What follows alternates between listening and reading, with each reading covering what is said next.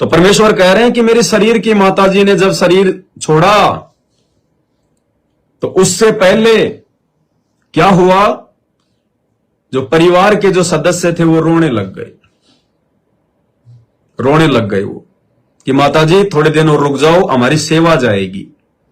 बच्चों, ज्ञान का बहुत प्रभाव होता है।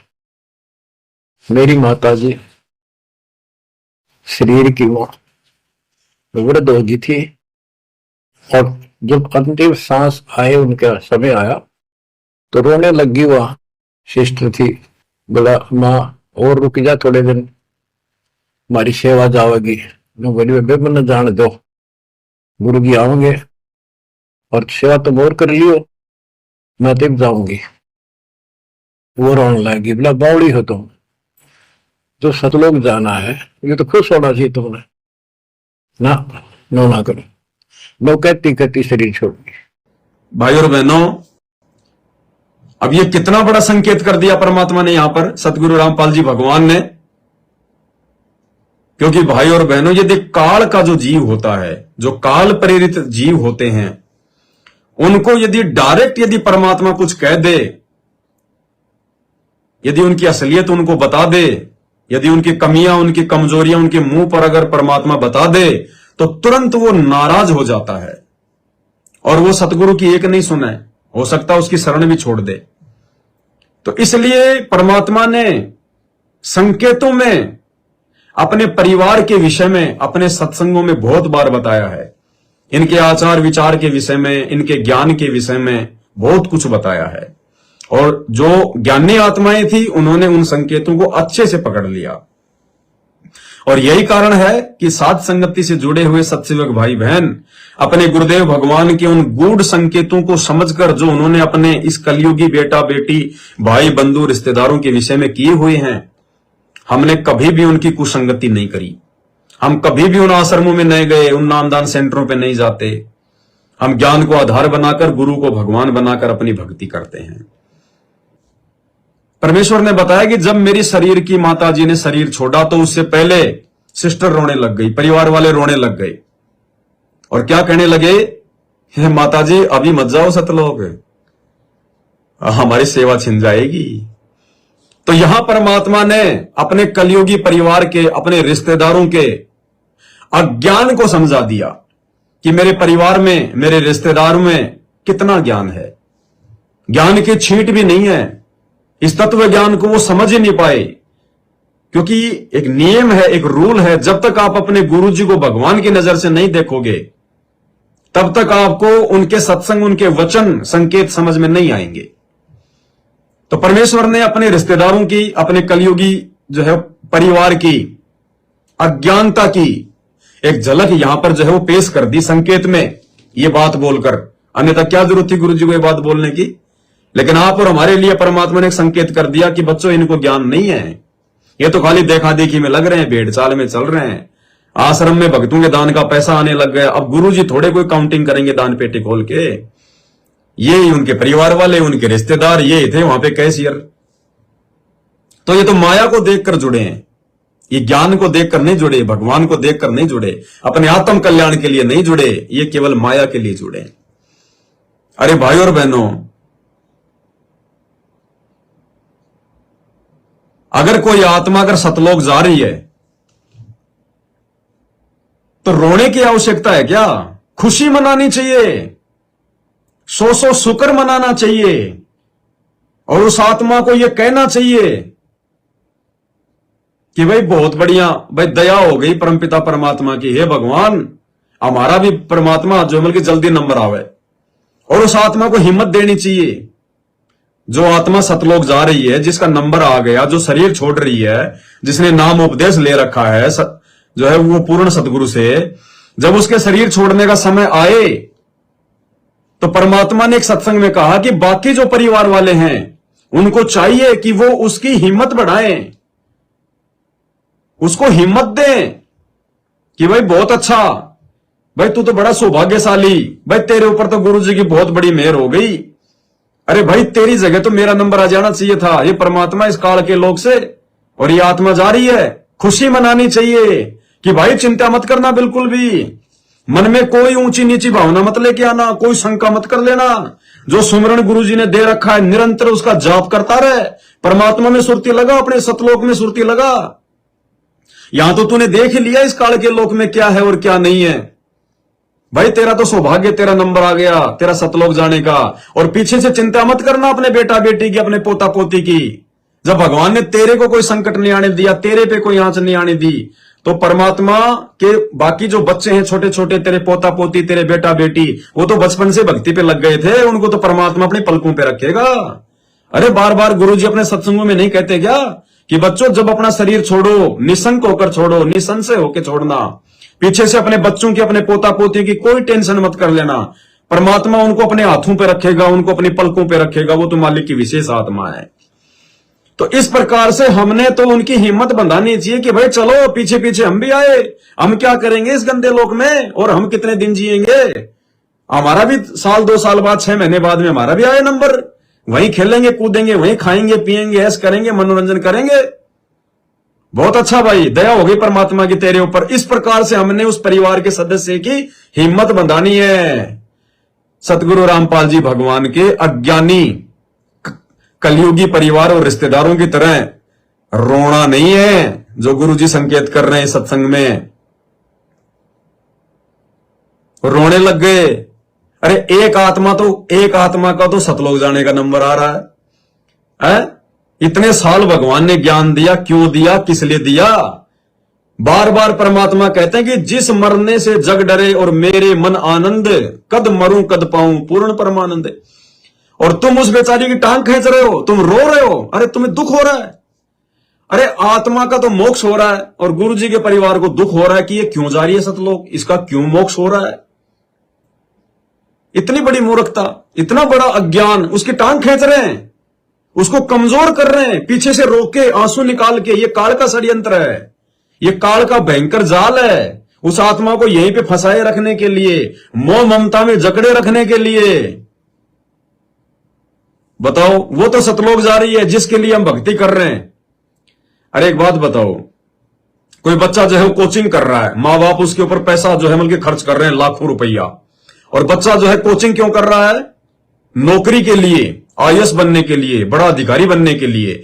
और कोचिंग करते करते एक दिन उस कोचिंग की जो क्लास है वहां पे उसका ज्वाइनिंग लेटर आ जाता है और टीचर कहता है कि भैया ये फलाना जो व्यक्ति है इसका तो आईएएस अधिकारी में नंबर आ गया।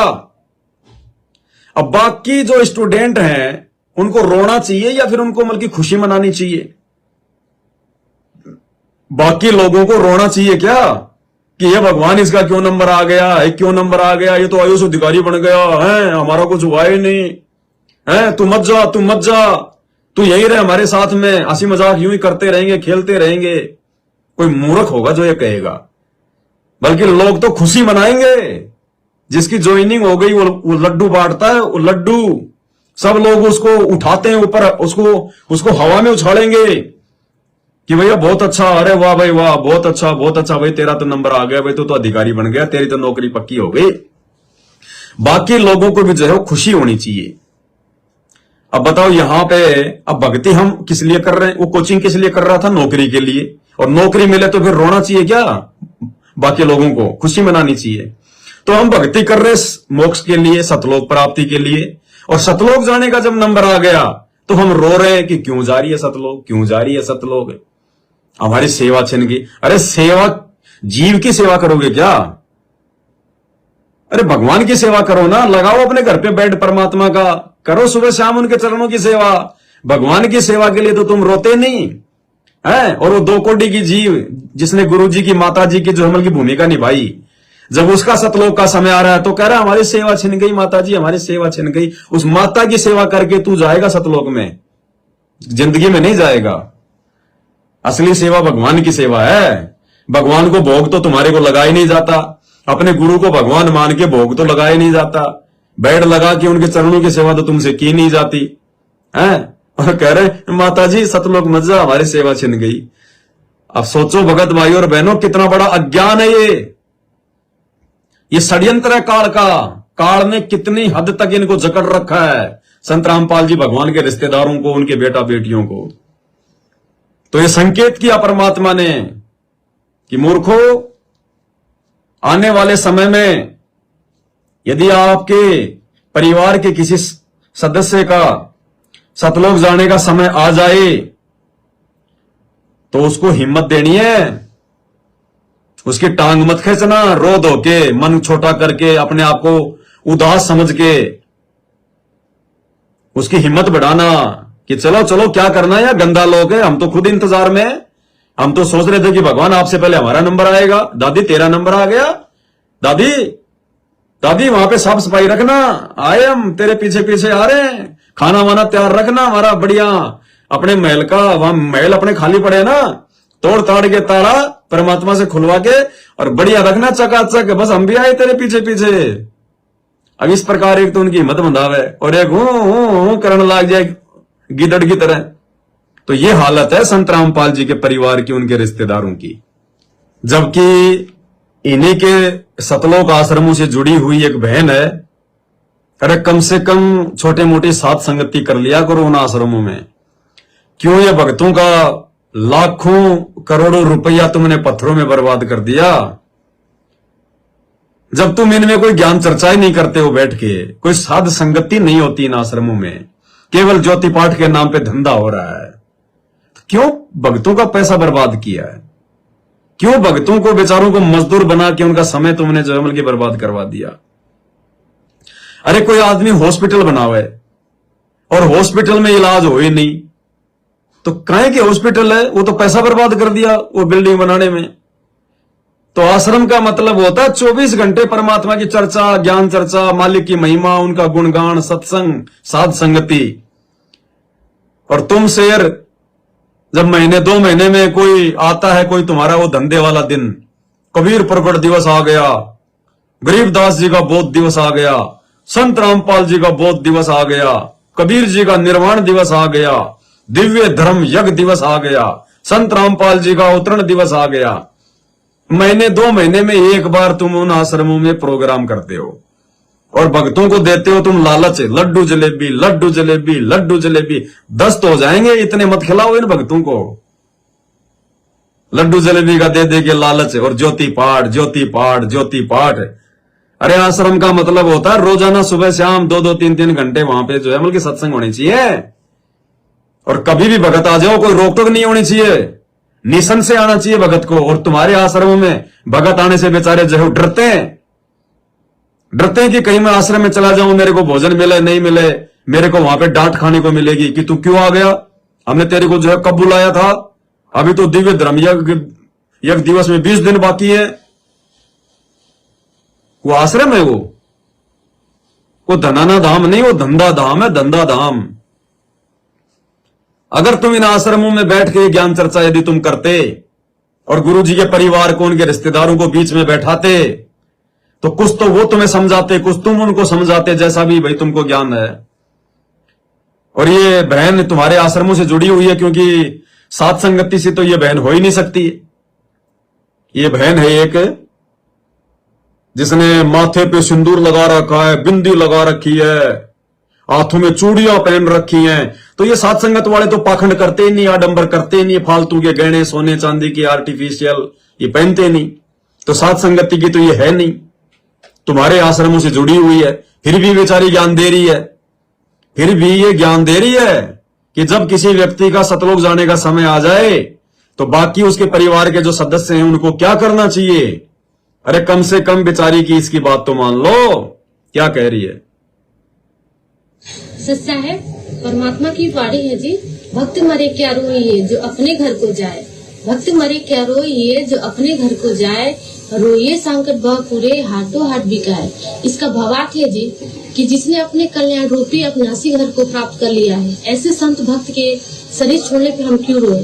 रोइए अभक्त अज्ञानियों के लिए जो मरने के बाद 84 लाख योनियों को बाजार में बिकने के लिए जा रहे हैं। सच्चा है, सत साई बहन जी, सत साई।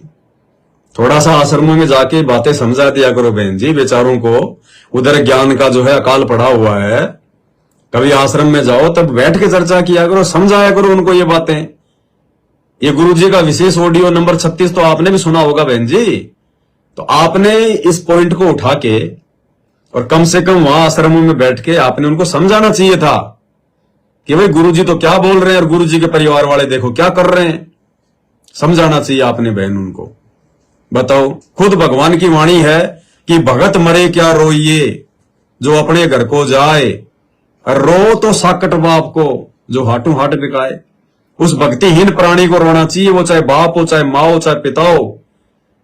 उसकी लाश पे रोना चाहिए, उसको रोना चाहिए। वैसे नहीं रोना चाहिए कि ये मर गया, भाड़ में जाए। जिसने भक्ति नहीं करी वो मरेगा, हम क्यों रोए।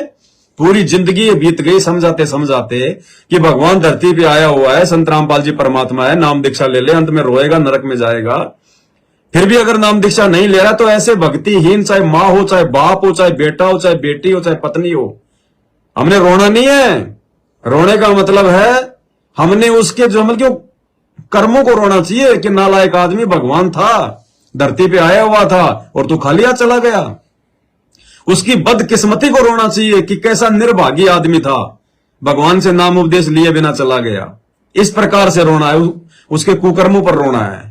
आंखों से आंसू डाल के नहीं रोना कि मेरा बापू गया, मेरी मां गई। और कहते हैं भगत मरे क्या रोइए जो अपने घर को जाए, और जो अपने घर को जा रहा है, जो सतलोक को जा रहा है, उसके लिए क्या रोना। तो भाई और बहनों, इन आश्रमों में बैठ के कभी कभार, अरे वैसे नहीं तो बल्कि भूल भूल के कर लिया करो, कभी भूल चूक में साथ संगतियां कर लिया करो। ये बातें अगर वहां बैठ के अगर होती, ये बहन अगर ये बातें उन आश्रमों में बैठ के अगर ज्ञान चर्चा करती रातों को, तो गुरुजी के परिवार को रोना नहीं पड़ता। परमात्मा ने इस सत्संग में अपने परिवार की अज्ञानता के लिए यह संकेत नहीं करना पड़ता। ये गलती नहीं करता गुरुजी का परिवार। लेकिन सात संगतियों का तो वहां पे अकाल पड़ा। अकाल, ज्ञान नाम की कोई छींट नहीं है। और यदि कोई बेचारा भूला भटका अगर कोई ज्ञान चर्चा भी करता है तो उसको कह दिया जाता है ज्यादा ज्ञानी बन रहा है क्या, रहने दे, ज्यादा ज्ञानी मत बन। बेचारे को बैठा दिया जाता है, डरा दिया जाता है। तो कम से कम अपने भगत भाई बहनों की बातों को थोड़ा देख लो, सीरियस ले लो, क्या बताया जाए भाई। और भाई बहनों, ज्ञान आएगा कहां से। सेवादार इन आश्रमों में ज्ञान चर्चा नहीं कर सकते, साथ संगति नहीं कर सकते। क्यों नहीं कर सकते? क्योंकि ज्ञान चर्चा करेगा कोई भगत, ज्ञान चर्चा करेगा कोई परमात्मा का सेवक। लेकिन ये लोग सेवक नहीं है। ये जो सेवादार के नाम पे जो इन आश्रमों में जो रह रहे हैं, 10, 20, 50 भगत जो परमानेंट रह रहे हैं, भाई और बहनों, ये सेवादार नहीं है, ये नौकर हैं। ये मजदूरी कर रहे हैं, सेवा नहीं कर रहे। देखो, परमात्मा ने सारे संकेत कर दिए। मालिक ने संकेती संकेत में इन आश्रमों की हकीकत भी बता दी कि तुम जिनको बहुत बड़े सेवादार समझ रहे हो ना, कि वो तो आश्रम में परमानेंट सेवा करता है, वो तो हर सत्संग में बाथरूम की सेवा करता है, जूता घर में सेवा करता है, वो तो भंडारी है परमानेंट, वो दरी वगैरह बिछाता है। भाई और बहनों, ये सेवक नहीं है, ये सेवादार नहीं है। परमात्मा ने इसी 36 नंबर के सत्संग में स्पष्ट कह दिया, ये तो सैलरी पे रह रहे हैं, ये तो तनख्वाह पे रहते हैं। और जो व्यक्ति भगत होकर सेवा के नाम पर जो मजदूरी ले रहा है, जो सैलरी ले रहा है, 20-25 हजार रुपए महीना ले रहा है और सेवा भी कर रहा है, वो सेवक नहीं है भाई और बहनों, वो मजदूर है, वो मजदूरी कर रहा है, वो व्यापार कर रहा है। इसी 36 नंबर ऑडियो में परमात्मा ने त्रिलोचन भगत की कथा जो है वो कहते कहते और परमात्मा ने बीच में इन आश्रमों की हकीकत भी बता दी। इन सेवादार समझे जाने वाले इन मजदूरों की हकीकत भी बता दी। अरे अगर पैसे लेके सेवा कर रहे हो तुम आश्रम में, तुम काहे के भगत हो, तुम काहे के सेवादार हो। इससे अच्छा तो कहीं जाके अपनी मजदूरी कर लो। ये मजदूरी कर रहे हैं भाई और बहनों, ये धंधा कर रहे हैं, बिजनेस कर रहे हैं। 10-15 हजार, 20-25 हजार रुपए मिलते हैं इन लोगों को। और कौन से लोगों को?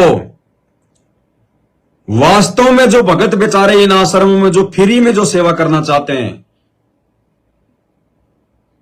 जो उन आश्रमों में रहना चाहते हैं, वहां पे सेवा करना चाहते हैं, जिनके ऊपर उनके परिवार की कोई जिम्मेदारी नहीं है, उनके बच्चे बड़े बड़े हो चुके हैं, वो भगत जो मुफ्त में उन आश्रमों में रहना चाहते हैं, वहां पे सेवा करना चाहते हैं, ऐसे लोगों को ये सेवा नहीं देते।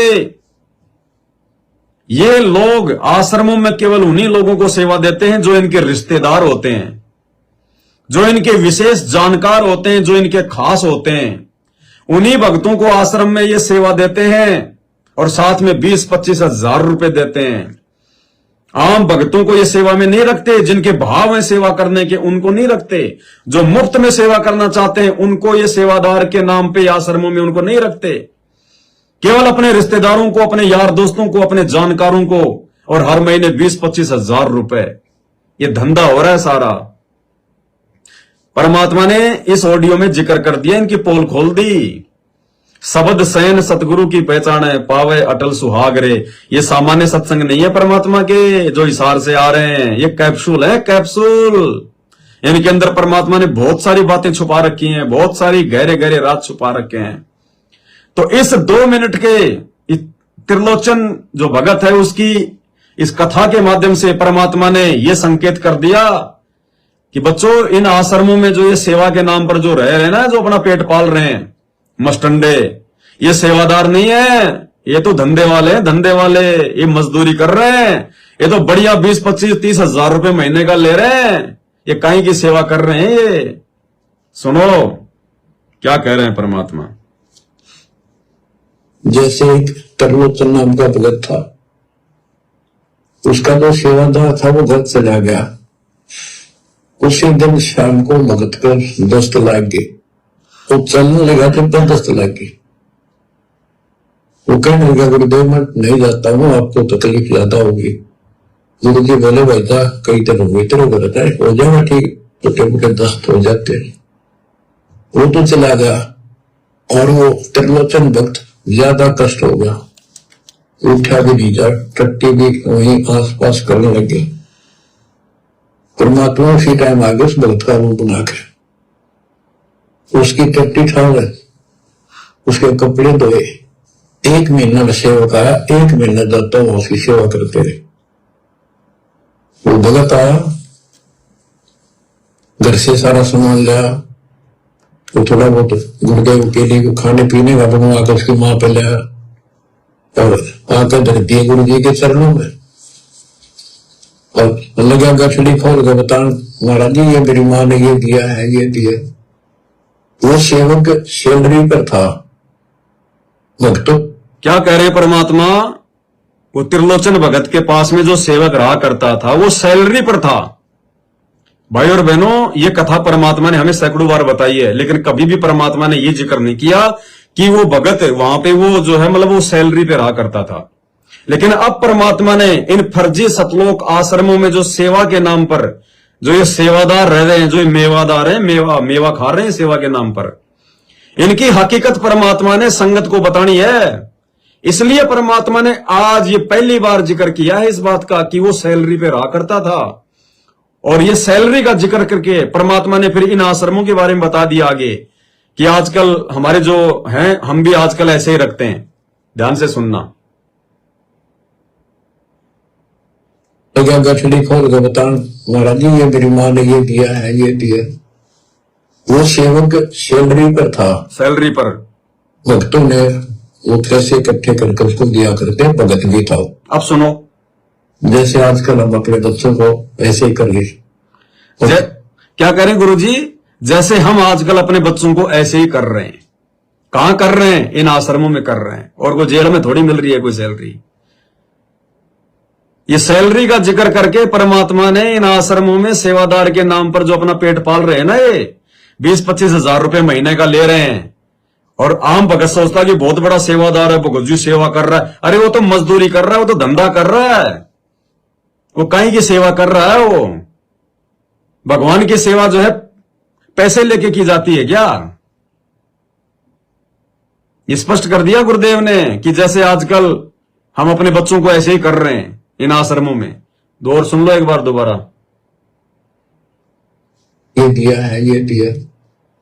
वो सेवक सैलरी पर था, भक्तों ने वो पैसे इकट्ठे करके उसको दिया करते, भगत भी था। अब सुनो, जैसे आजकल हम अपने बच्चों को ऐसे ही कर ले।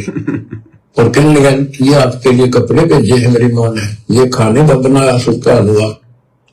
अब बताओ भाई और बहनों, ये सामान्य सत्संग है क्या? ये गुरुजी ने सबकी पोल पट्टी खोल रखी है इन सत्संगों में। ये हमें लग रहा है सुनने में कि सामान्य सत्संग है। सारी बातें खोल दी गुरुजी ने, इन आश्रमों की, अपने परिवार की, इनके अज्ञान की।